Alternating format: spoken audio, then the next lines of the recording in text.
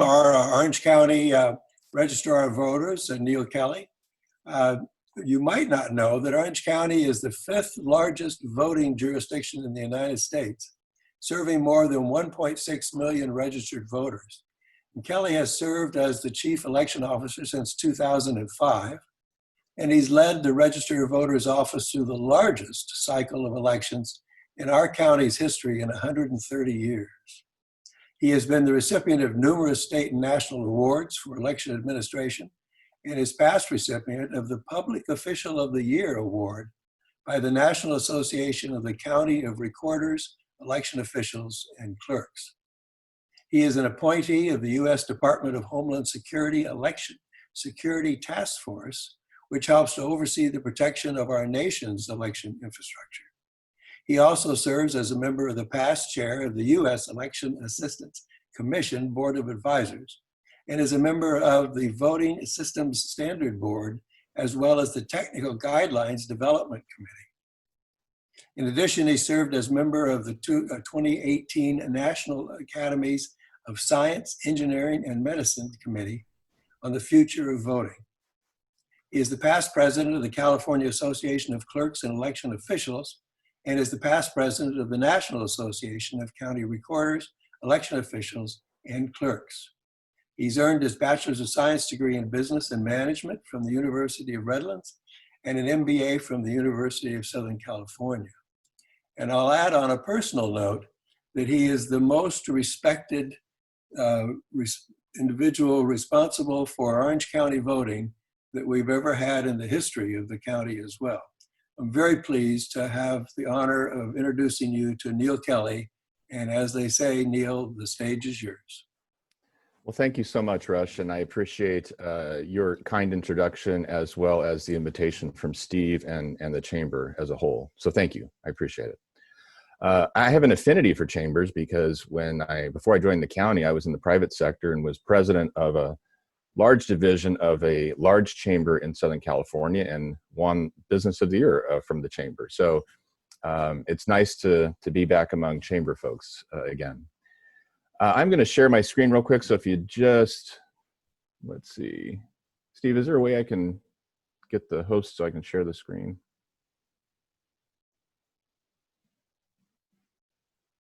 See if I can get that working. Perfect. I want to be able to show you a few things this morning, and it's better that I get all of the technical stuff out of the way first. You should be able to screen, there you go. Yeah. Okay, so I'm assuming you can see the screen, everything's good, right? I see it on my end, so. All right, terrific. So again, thank you so much for the invitation. I have a hard stop at 9:45, but I think we can get a lot of good information out and then have some good discussion and Q&A as we move forward. This is an election like no other, and I don't think this is lost on any of you. I have managed 4 presidential elections, and I always say the next one is going to be even rougher. But this one, and when I say rough, I don't mean in a necessarily a negative way, but the level of scrutiny and intensity is very high right now. And you all know that the national dialogue and the discussion that's been taking place on mail voting and just election administration in general is amplified, certainly over what it has been in the past, but that's part of the gig. That's what I signed up for, so that's okay. And just to talk about briefly some of the changes in elections in general here in Orange County, which started in 2020, this process really took about 6 years to incubate and to get us to the point where we are today. And to just give you a kind of a quick overview, we used to have neighborhood polling places. I know many of you probably voted in a garage in the past or a church or other locations. And what we did is we moved to what's called the Voters' Choice Act. And the reason for that was just data. Data for me is the North Star, and I kind of live and die by data. And when you looked at data in Orange County over the last about 15, 20 years, the trend lines have been very clear. And that is more and more people were using a mail ballot. That doesn't mean they voted it through the mail. They received it through the mail and they voted it either at their home and dropped it off or in other ways. But that trend line was just kind of skyrocketing. And so what was happening was our local neighborhood polling places were becoming less and less crowded, fewer people using them, and those costs just continue to go up. And so when you looked at those trend lines, it just made a lot more sense, especially in today's society where we're leading busy lives. There's traffic congestion, there's all sorts of things we're dealing with. And sometimes people just don't have the option to go on a Tuesday to vote, and we don't want to lose that opportunity. So the Voters' Choice Act says you offer 11 days of voting. So instead of a single day, it's 11. Every voter in the county receives a ballot through the mail. That doesn't mean they have to vote it through the mail. And then my favorite part of all of this is that you can vote at any location. So it used to be you were tied to your home precinct.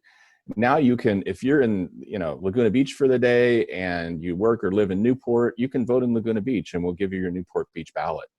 Same thing for Anaheim residents. I mean, and wherever you are in the county, you can go to a vote center and interact. And there's also a tremendous amount of benefits from having a vote center system. The first is electronic connection to the voter database. Now, in the past, you would go into a polling place and you would sign your name on the roster and you would get your ballot and off you went to vote.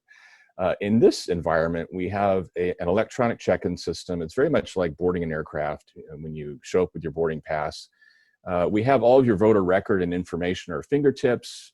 We can verify information if we need to. If there's an issue that comes up, we can handle your voter registration on the spot. It's in real time. Once we check you in, we print you a ballot on demand, which means you're going to get a paper ballot, which is your physical. You can physically inspect that and ensure that what you marked is what's going to go into the ballot box. And I think that's really important. This real-time connection allows for us to be able to have visibility on not only voters from vote center to vote center in Orange County, but let's say a voter in San Diego casts a ballot and they would drive up here to Orange County and try and cast a ballot. We could see that in real time because we're connected to the statewide voter database in those electronic systems. Just recently, for the March primary, we launched our new voting system. That is a brand new system that took us about 6 years to, from start to finish in that whole process to get that implemented.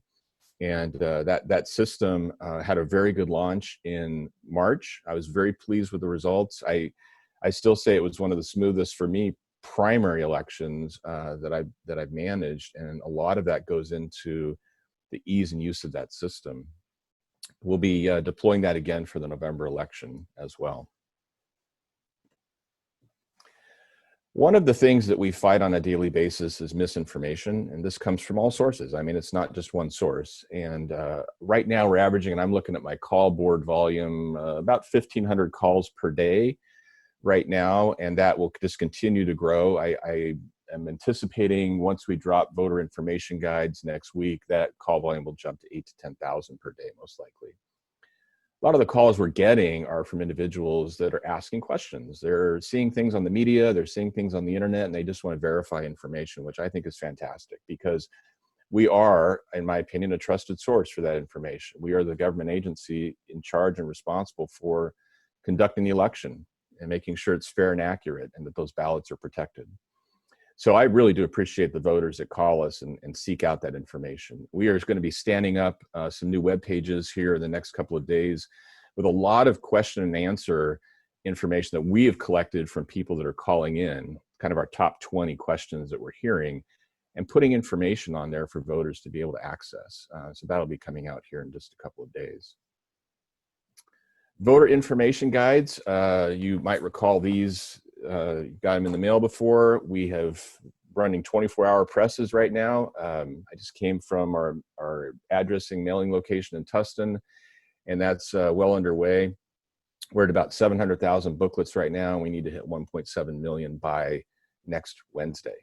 So we'll be dropping these in the mail on September the 24th, and you should look for those just a couple of days after that.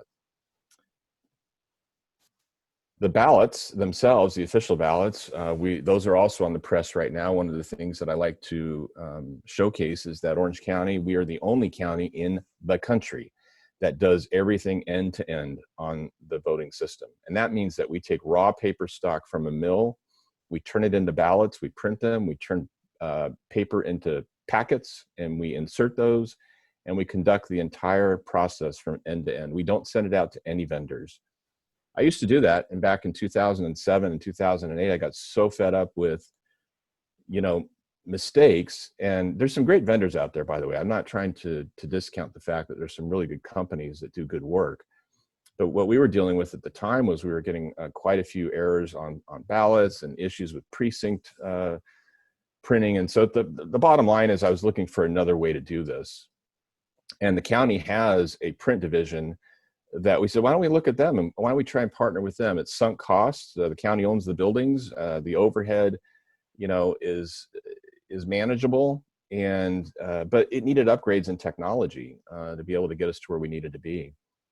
And so a couple of years ago, the CEO asked me to head up that division as well, because our ballot production and our mailing is very much like printing operations in terms of the workflow.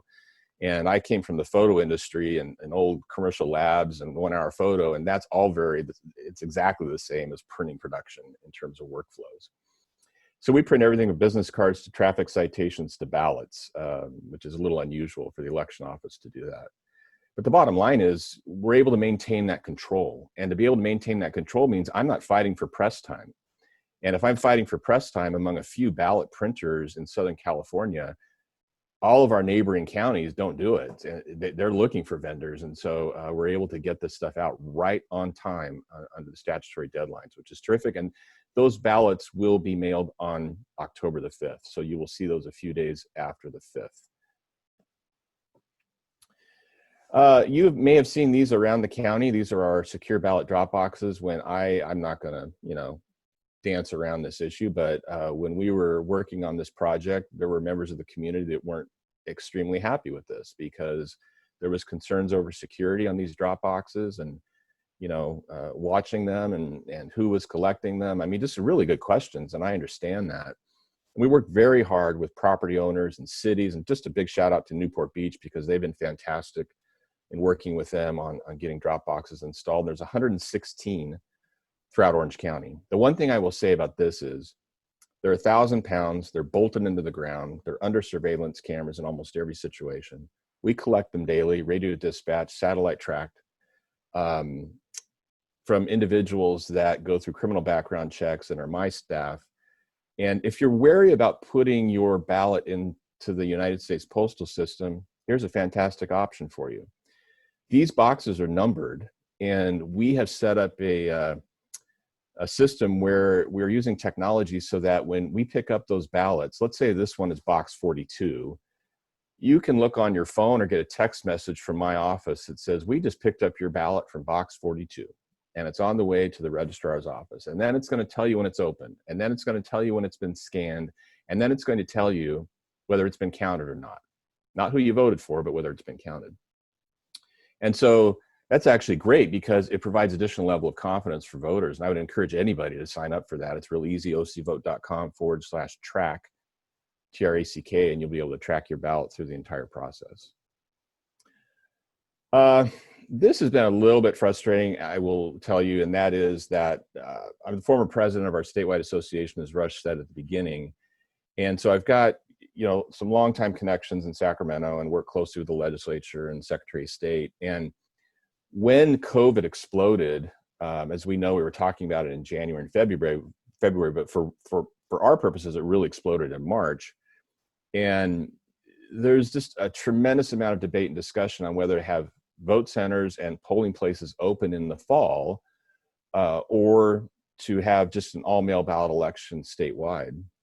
And nobody knew where we were going to be in the fall in terms of COVID. So within days of the March primary, I immediately put in orders for additional automation equipment to get me to the point where if the state pushed us to go all-mail ballot in the fall, we would have the capacity to be able to handle all 1.7 million ballots outbound. And if it was 100% turnout, which it never is, but we could handle all 1.7 million on the inbound track as well. So I've essentially doubled our scanning capacity. I've doubled our automation capacity. And we are, I think, one of the best positioned counties in the country. We have had visitors from Connecticut to Texas to all over the country coming here to see how we're doing this because they're panicking. And there's, I think, some states that are in much worse shape than certainly we are here in Orange County. So I hate to use this analogy, but it's almost like we kind of prepared for a pandemic, because the infrastructure that's in place currently is ideal for this environment. Voters have choices. If they choose to vote at home, they can do that, and they have options for returning their ballot. Or if they want to go to a vote center starting on October the 30th, we will be open for business all the way through November the 3rd. 170 locations throughout the county. And again, like I said earlier, you can vote at any one of them. And you will walk into an environment where I believe you're going to feel safe. We have taken extraordinary precautions related to COVID. A number of safety measures are in place, and we'll make sure that you feel safe and secure. And you'll also have options if you want to hand your ballot off to a person. We're opening 42 drive-through locations where you can drop off your ballot throughout Orange County. When you get your voter information guide in the mail, there's a section in here for the vote centers, and you'll see which ones have drive-through options inside of that pamphlet. And by the way, that's live on the internet right now as well on our website at ocvote.com. We're doing a lot of work on getting the word out to voters. I'm often asked what keeps me awake at night, and I tell people everything, but I will tell you this, that one of the things that I want to make sure we're doing right is communicating to voters. What are their options? We're getting just a tremendous amount of phone calls related, what are my options under COVID? What are the issues with mail balloting? All the things that I described a little bit earlier. And so we've launched a very extensive campaign to get the word out. It's a $3 million marketing campaign. It's paid for, yes, by all of us taxpayers, but it's not affecting the county's general fund because we were able to get money through the CARES Act from Congress to be able to do this. And I jumped on it immediately because I really believe we need to do a good job of communicating. So I want you to watch, just for 30 seconds, one of our broadcast commercials that kind of focuses on voting at home. This November, the easiest way to vote is at home, using your ballot that comes in the mail. And the safest way to vote while preventing exposure to COVID? That's also at home, using your ballot that comes in the mail. You even have choices for how to return your ballot: at a secure drop box, at a vote center, or through the mail. Voting has never been so easy, safe, and secure. For more information, visit ocvote.com. That currently is in heavy rotation on all the cable systems here in Orange County. We are launching next week a very robust outdoor transit, social media, print, direct mail campaign, and you're going to see information coming and hitting you pretty quickly here related to your options for voting. It's not just voting at home. It's not just voting through the mail. We understand that people do have a desire to vote in person, and we're going to accommodate that. So this next 30-second piece kind of focuses more on options related to in-person as well as voting at home. So this is the other 30-second spot in rotation. Voting has never been easier or more convenient, and now you have more options than ever. You can vote in person at any of nearly 170 vote centers starting on October 30th. Or you can avoid the crowds by voting from home, using your ballot that comes in the mail. Return your ballot at a secure drop box, or at a vote center, or through the mail. No matter which option you choose, voting is easy and secure. To learn more, visit ocvote.com. And I would encourage you to, we have a suite of videos that focuses on ballot security, which I think is a really good piece that we have on our YouTube channel, as well as just other options for voters. And you can find that at youtube.com/OCROV, as in Victor. We will be releasing a social media kit for places like your organization, chambers, all the way through cities to school districts, et cetera. That social media kit I should have out by tomorrow or early next week. And that is going to have a host of information that you can use to communicate to your constituents about the upcoming election, including you can download all of our videos for your use and all of our files as well on other things for social media. This is just an example of some of our outdoor that you're going to see throughout Orange County. They'll be installing here over the next couple of days. And those will be, like I said, throughout the community. And then our social media program and outreach plan will be very robust. We, in March, had some of the highest click-through rates for recent campaigns that Facebook has seen, according to Facebook and talking to us. So I think that's certainly going to be the case for us going into the general election coming up. That gives you kind of a good overview, hopefully, of just my general remarks, and I'm looking forward to a good Q&A session. I've always get good questions when I do these. So Steve, I'll turn it back over to you.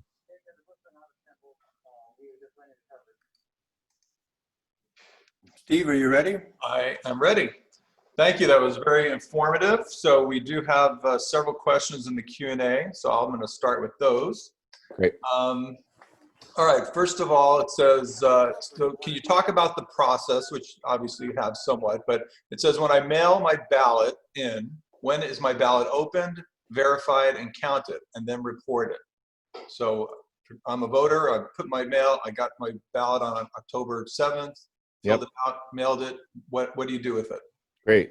So as soon as it hits our dock from the post office, we go through a series of checks and balances and data checks to ensure that it's an eligible ballot. That transit through our office takes about 48 hours for a single ballot. And the reason for that is it goes through an automation piece when it comes in. We capture the signature at a very high speed of the voter on that ballot.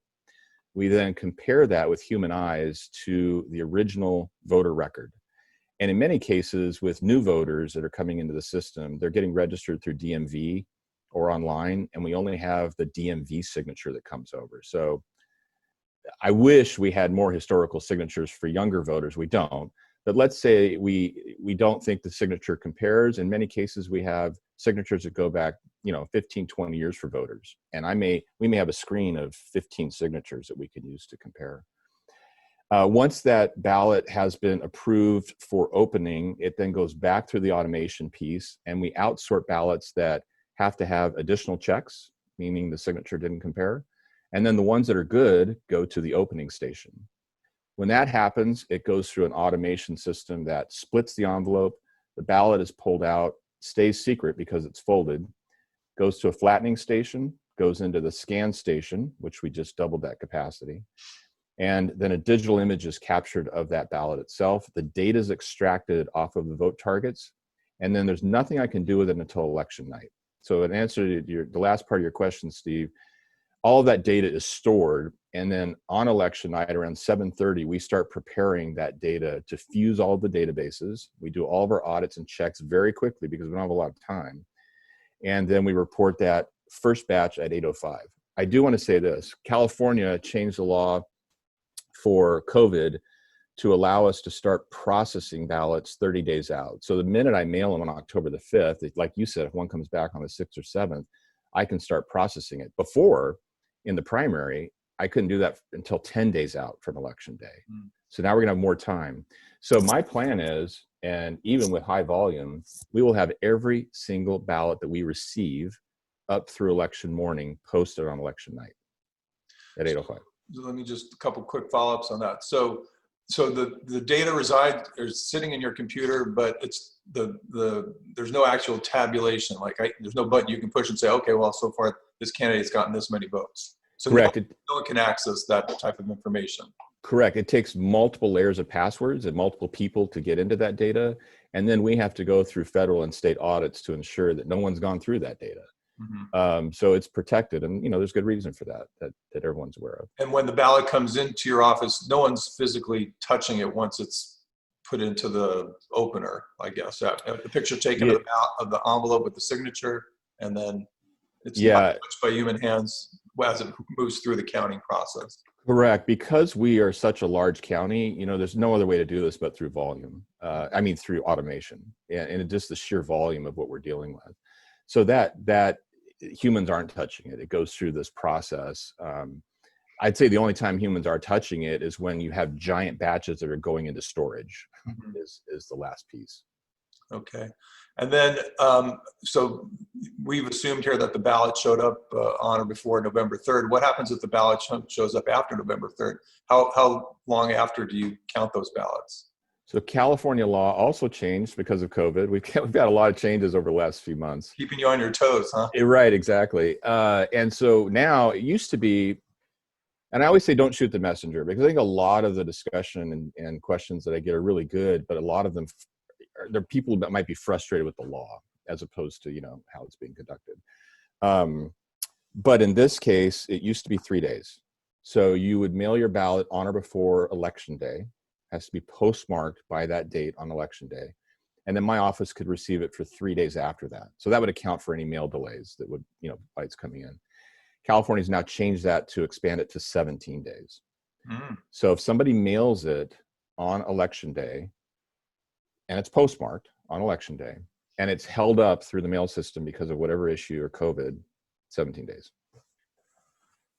Well, hopefully the post office can get it to you within the county in 17 days. So that's good to know that everybody's ballot should get counted if it's mailed on A time. follow up on that question. So it must still be postmarked. Yes, by sir. Election Day. Yes, sir. That's correct. It must be postmarked. If it is not postmarked, it must, the default, well, there's two things I want to point out. There's the physical postmark you can see, and there's also a hidden postmark that's laid down in ink that you can't see on the ballot, on the envelope from the post office. We have scanners where we can see that data. So if it's missing that first piece, we can go to the second data. If that's missing, then the default is the voter date, that the voter dated the ballot and put it in the mail. But I will tell you this from the March primary and just dealing with our post office here in Orange County. I'm meeting with the postmaster today, in fact. Great partnership. They are postmarking 99% of the ballots that are coming through. And I will tell you that, like 10 years ago, that wasn't the case. You'd see like 60% of them were postmarked. So they're doing a much better job of it. If I could ask one other follow-up question on that process, because I know I received an email question sort of about this. So the poll workers, they're comparing the signature on the outside of the envelope to the signatures in your database, one or more signatures, whatever you have. Do these poll work or people who are examining these signatures, do they get any kind of special training? And because like I know my signature can vary, even writing 10 checks on or signing letters here at the office. So what kind of training do they receive to make that kind of judgment that the signature matches? Yeah, that's a great question. So the lead that I have in charge of that process, she's been with the office now for about 28 years. And she has gone through forensic signature review training with the FBI and Sheriff's Department. So she and her team that kind of handles that training piece. And so they've got that detailed forensic training. They then train the operators for the type of signature review that we are conducting, which under the law is not a forensic examination. It is a comparison for similarity is what you're looking for. And that training takes place in the days before we start processing the ballot. So even if somebody's gone through that training 20 times, they're going to go through it again before we start. Do you have observers like watching them do this? I mean, can someone stand there and like if they want to pass it through and they say, I object, this signature doesn't match. What happens then? Absolutely. My goal has been from the beginning to run a very transparent operation. I think elections need to be one of the most transparent in government, in my opinion. But I will tell you that I have made good friends and a lot of acquaintances of election attorneys throughout the county over the years because, yes, in answer to your question, Steve, we're flooded with observers. I had in the 2018 elections, we had 220 people in my office that were just observing what we were doing. Wow. And we do allow challenges. There's some counties that don't. And because there's a little gray area in that law, but I do allow those challenges to take place. One last thing I'll say on this too, because of COVID, we are revamping that entire observation process. It's going to be physical. People can still come in. We may have to limit it to representatives from campaigns or parties, whatever.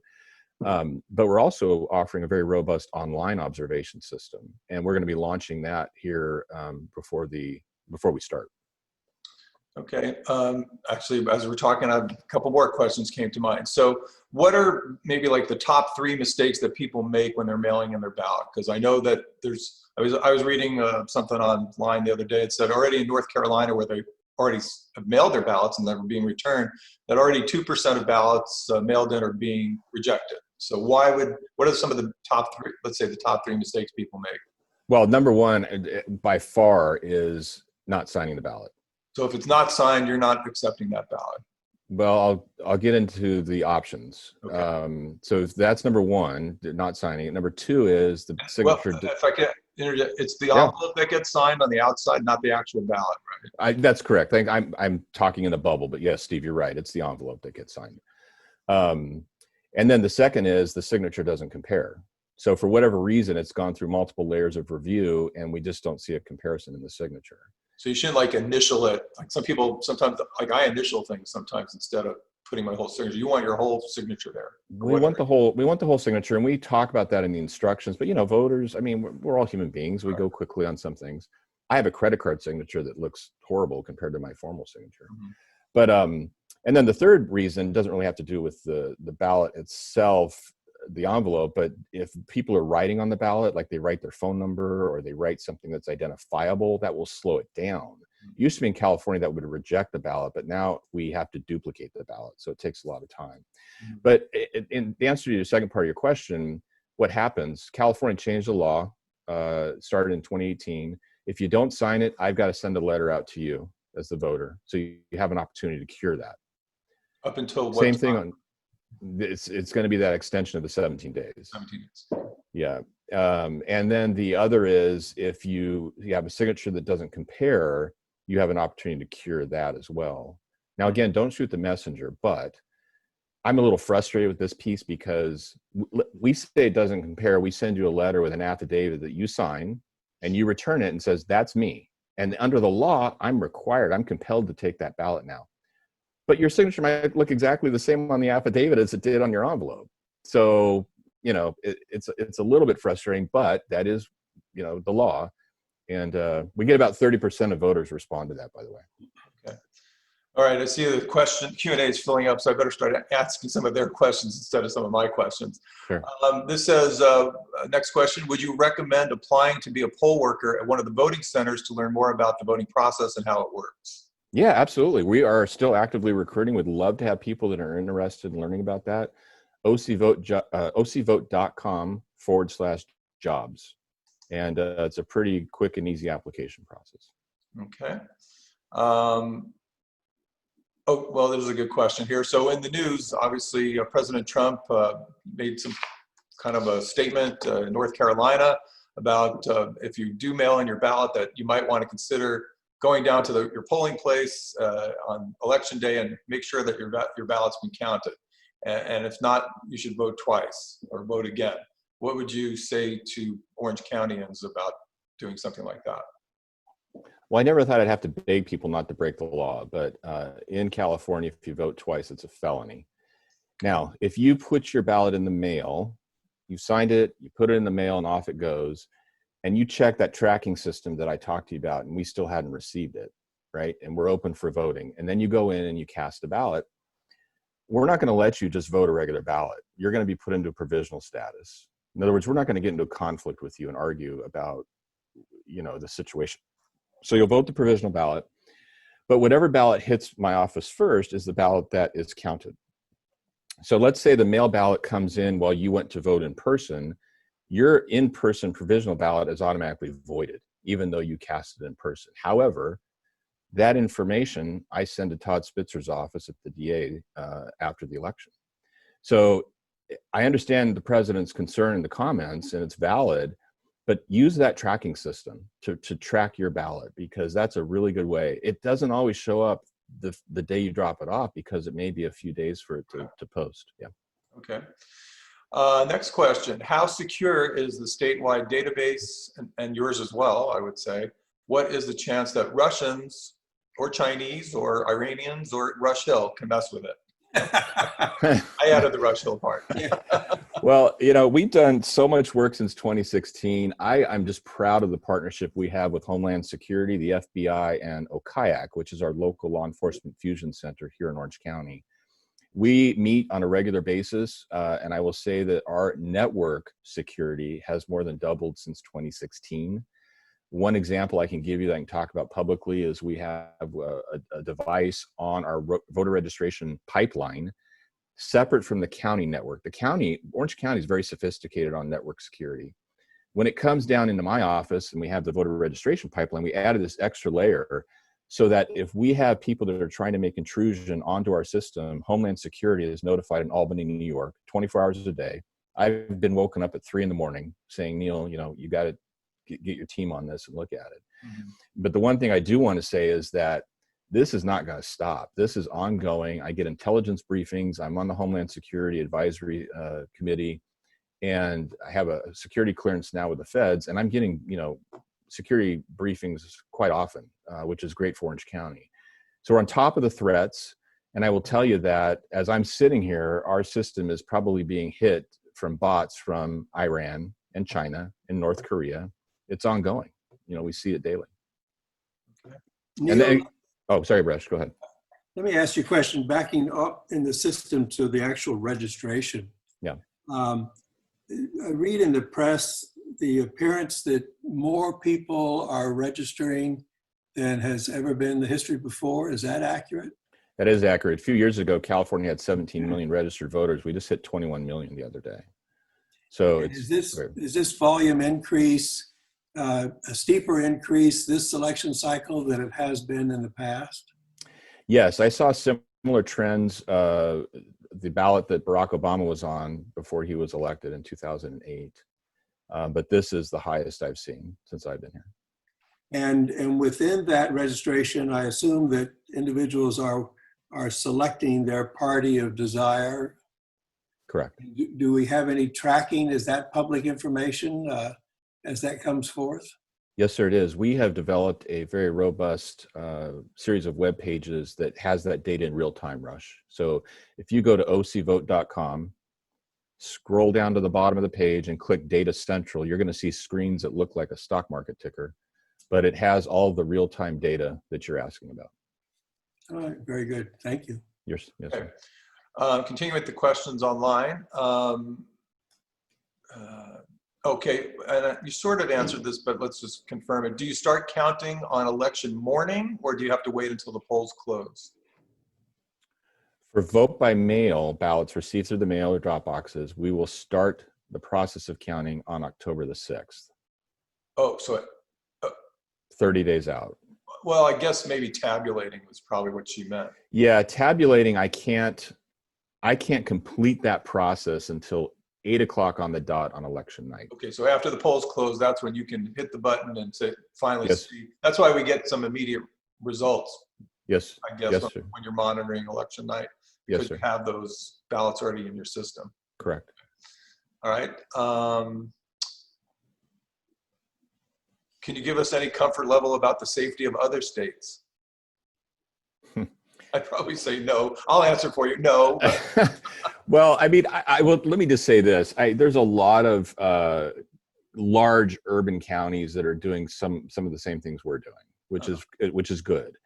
But let's be honest. There are 9,000 election jurisdictions around the United States. You're only as good as your weakest link, and I think there's a long way to go for some of these systems to catch up. I mean, I don't want to be Pollyanna, but I do believe that jurisdictions that are covering about 70% of the registered voters in the country are doing good work with the FBI and Homeland Security, and that's positive.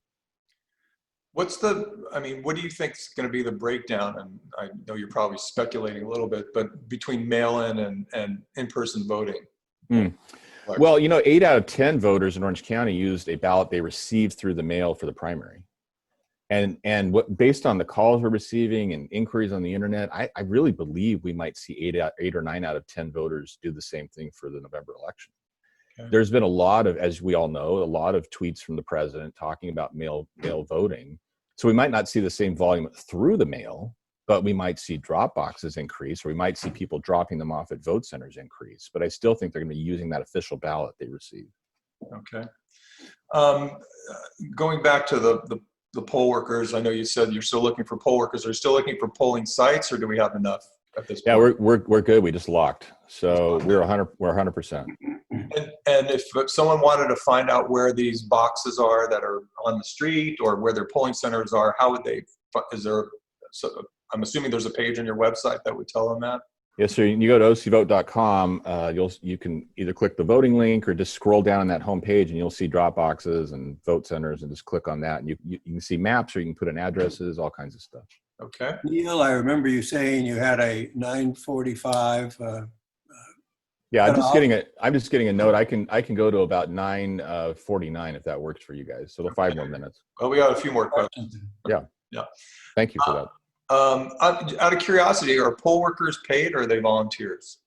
Used to be volunteers. We moved to a paid employee system, not county employees, seasonal employees. In other words, not benefits. Right. And that started for the March primary because of vote centers. Okay. What type of training is involved to become a poll worker? It's an extensive multi-day training. Used to be for volunteers, it was 3 hours. Now you're going to have several days that you're going to be with us for training. Oh, so it's commitment. It's a commitment, exactly. You're committing about 6 to 7 days total. Okay. So getting back to the mail-in ballot thing, because there's also been a lot of talk, the president's talked about the difference between what we're doing, basically mailing a ballot to every registered voter, as opposed to some states where you can only get the mail-in ballot if you are in what they call an absentee voter, basically requesting a ballot for a reason that the state would deem as permissible. Some states, will allow COVID-19, for instance, to be an excuse. You're afraid you're going to catch a disease, so I want to get an absentee ballot. Some states won't allow that. But what we're doing in Orange County is everybody gets a ballot. So my question is, how do you, people move, people die. I mean, that's, I think, one of the things that the president's talked about. So how do we ensure that, people are not voting for dead people? Or if I've moved, 2 months ago and you don't know that, my ballot's gone to my old address, that someone at the old address is not voting, either for someone who died or someone who no longer lives there. Voter registration and maintenance on databases is extremely challenging. It's one of the few government databases where you're not compelled to update your information. If you move, change your address, you have to change your passport, your driver's license, your social security. All those things are required under law for you to change and update, not registration. Mm-hmm. So we find people sometimes move 6, 7, 8 times and never tell us. And so it's an ongoing struggle.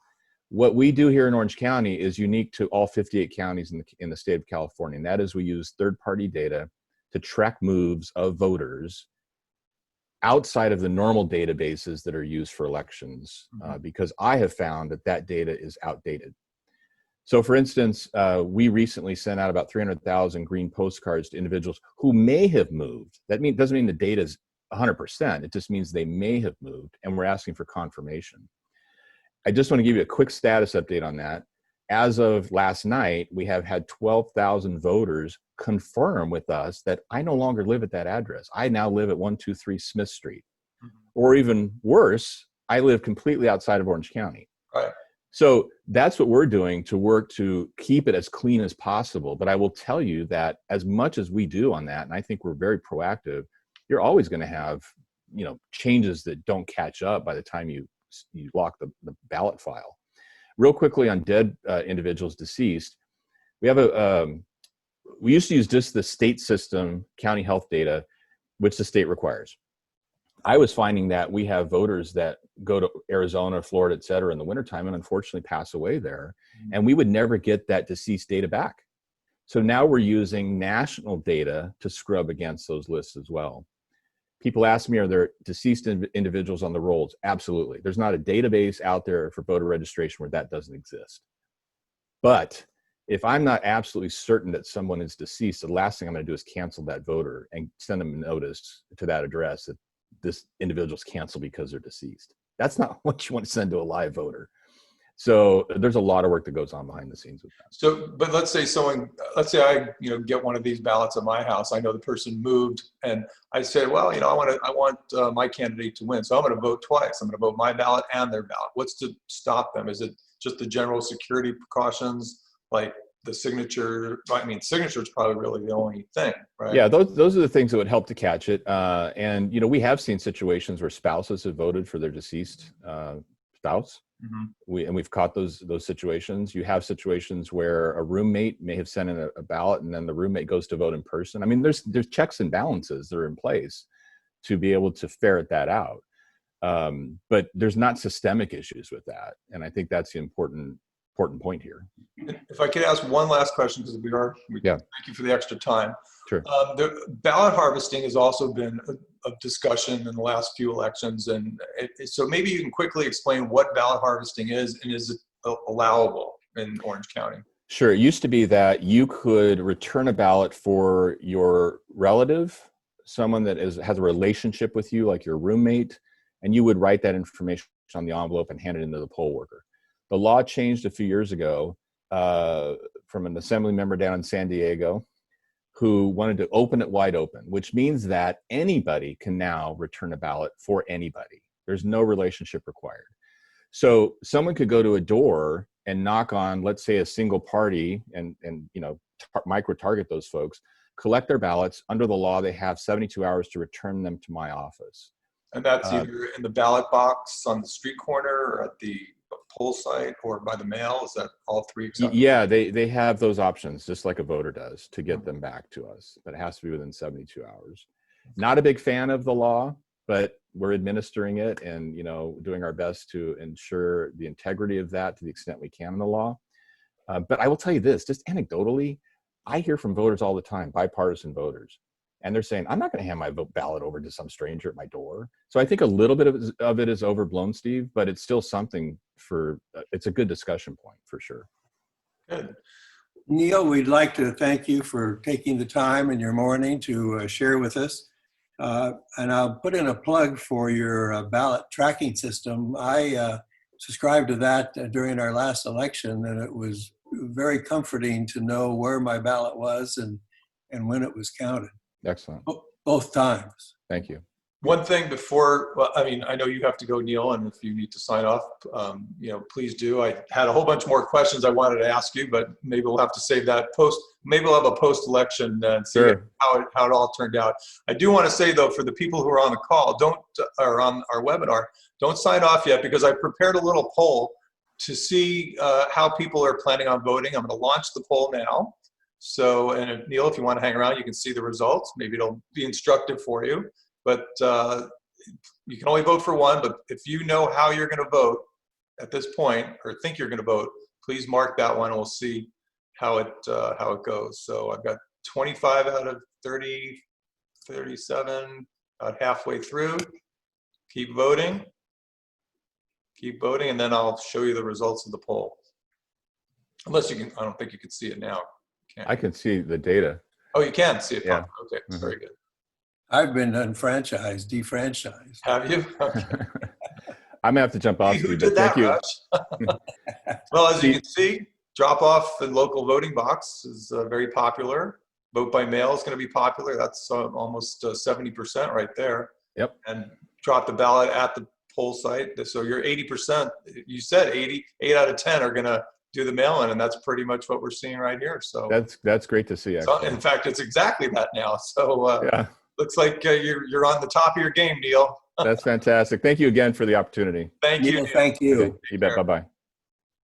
Has everybody finished voting? Well, we missed a few, but out of 71, out of 80 people have voted, and you can see, looks like there'll be very little in-person voting, which is probably a good thing considering the coronavirus situation that we're in, and the fact that there's probably going to be pretty good turnout here, and we don't want to overwhelm those voting places. So I would certainly recommend that you vote early, get your ballot, figure out, if you haven't figured out by now who you're voting for.